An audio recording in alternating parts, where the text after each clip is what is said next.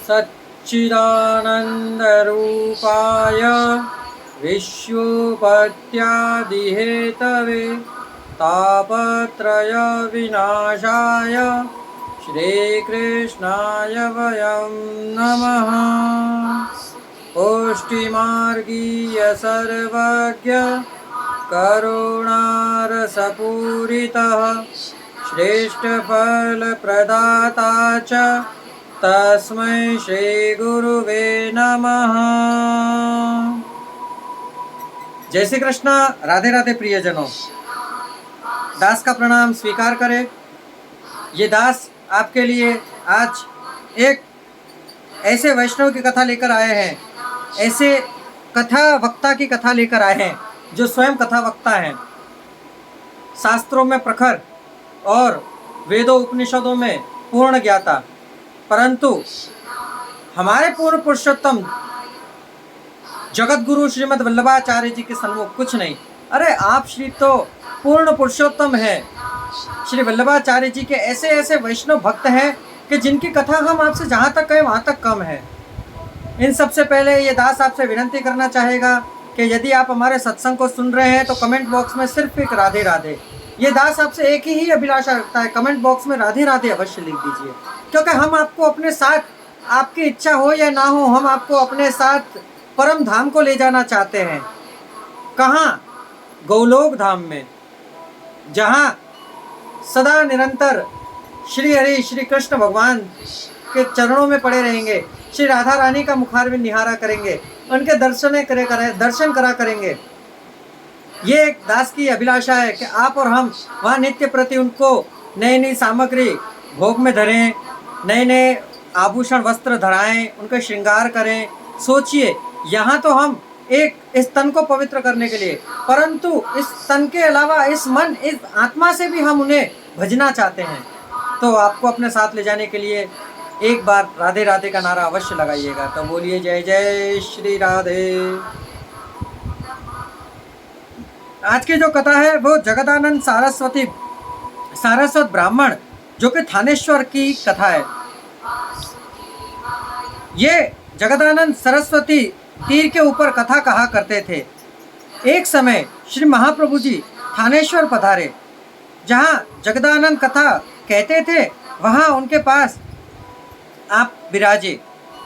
जगदानंद एक श्लोक का व्याख्यान करा। उसे सुनकर आचार्य जी ने कहा, इसका भावार्थ तो बहुत है।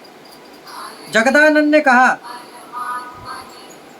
श्लोकार्थ तो मैंने कह दिया, पर इससे ज़्यादा यदि आपको ज्ञात हो तो आप मुझे कृपा कर बतलाइए।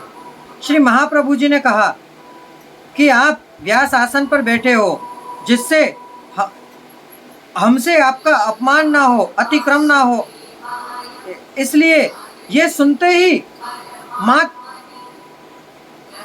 मात्र में जगदानंद आसन छोड़कर खड़े हुए और श्री आचार्य जी की चौकी ऊपर वस्त्र बिछाकर आप श्री उनके पास पोथी को धरकर और खुद नीचे बैठ गए। अब उस श्लोक का व्याख्यान करने लगे तो 3 पहर बीत गए। श्लोक का व्याख्यान 2-3 मास तक चला।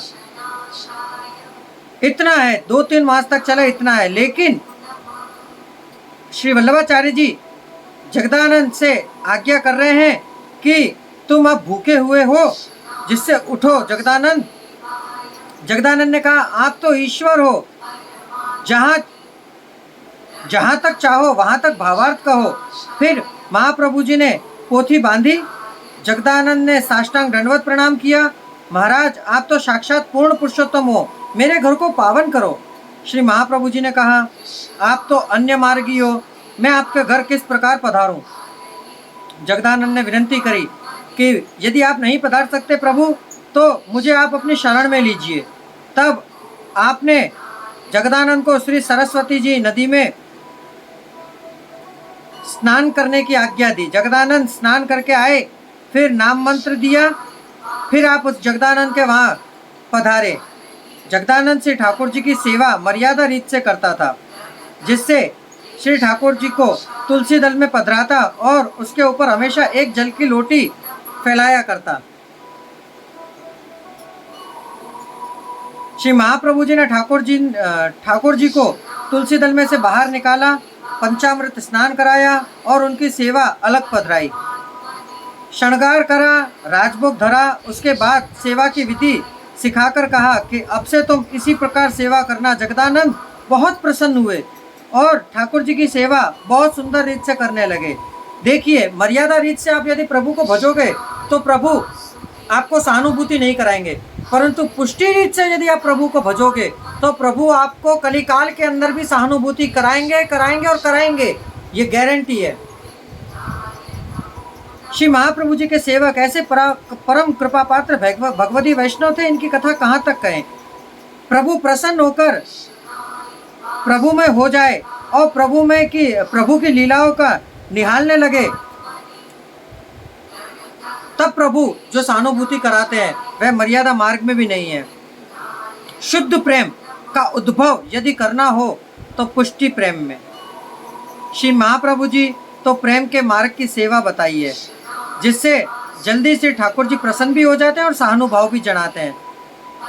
सर्वोत्कृष्ट प्रेम तो गोपीजनों का था, जो इस मार्ग में गुरुओं का प्रेम गोपियों का प्रेम कहा गया है। गोपी प्रेम की ध्वजा, ये तो भगवदियों का गाया हुआ कीर्तन है। अवलोकन करने से प्रेम से भरा हुआ गोपीजन का स्वरूप दिग्दर्शन होता है। श्री महाप्रभु जी तो साक्षात पूर्ण पुरुषोत्तम है। दर्शन होने से खुद के गुरु को यही गुरु कृपा एकदम शिष्य ये देवी जीवों के प्रभाव में समझना चाहिए, क्योंकि गुरु कृपा ही केवलम, गुरु की कृपा यदि होती है तभी अपन को प्रभु की प्राप्ति होती है। नहीं तो आप और हमारी क्या क्षमता है कि हमारे भी गुरु हैं। आपको सुनकर आश्चर्य होगा कि हमने अपने जीवन काल में बहुत गुरु बदले हैं। क्यों? हम आपको बताते हैं। हमारा जनोई यज्ञोपवीत संस्कार एक गुरु ने किया।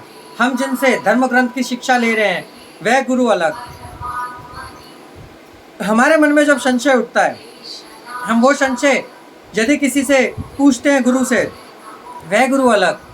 फिर संस्कृत के हमारे गुरु अलग। इस प्रकार हमारे अनेक गुरु हैं और हमें अनेक गुरुओं का सानिध्य प्राप्त होता है। इसलिए ये दास आपका बड़ा ही भाग्यशाली है। तो गुरु कृपा अवश्य होनी चाहिए और गुरु में दृढ़ निष्ठा भाव भी होना आवश्यक है। तो प्रियजनों, इस कथा के साथ यहाँ पूर्ण विराम लेते हैं। कल फिर मिलेंगे एक नई कथा, एक नए प्रसंग के साथ। जय श्री कृष्णा, राधे राधे।